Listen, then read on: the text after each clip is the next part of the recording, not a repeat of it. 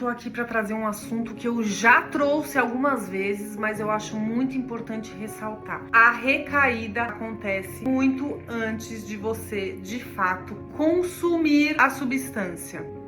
Pois é. O processo de recaída vai dando sinais. Existe um passo a passo que nós, adictos, vamos construindo antes de consumir a substância. Existe a recaída emocional, quando a gente começa a ficar meio cagado por dentro. As nossas emoções começam a ficar meio descontroladas, a gente começa a se isolar, a gente começa a ficar irritado, sem paciência. Isso já é um sinal de que algo não está indo bem. Um segundo indicativo de que você está em processo de recaída são os seus comportamentos. Você começa a não cumprir mais com aquilo que você vinha cumprindo. Você começa a acordar tarde, negligenciar a sua rotina no sentido de não ir fazer o seu esporte, não ir mais nas reuniões de NA, desmarcar compromissos, não arrumar a cama. Então você percebe que a rotina serve como um termômetro para a gente perceber se a gente está indo bem ou se a gente está indo mal. Quando a gente começa a não cumprir com a nossa agenda,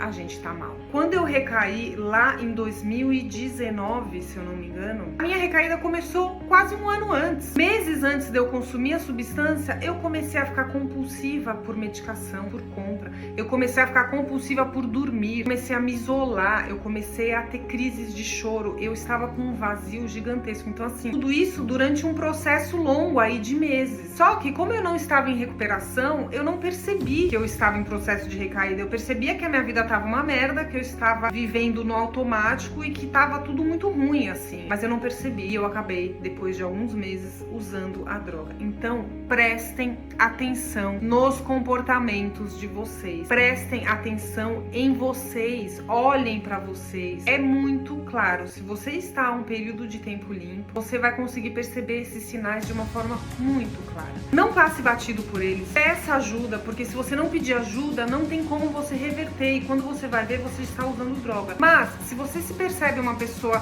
que está numa fase irritada, se isolando e descumprindo com as suas coisas, peça ajuda, porque tem como voltar e reverter essa situação e retomar, na verdade, o controle da vida de vocês, certo? Lembrem-se disso, a gente vai dando sinais, a gente não acorda simplesmente e fala, vou usar droga.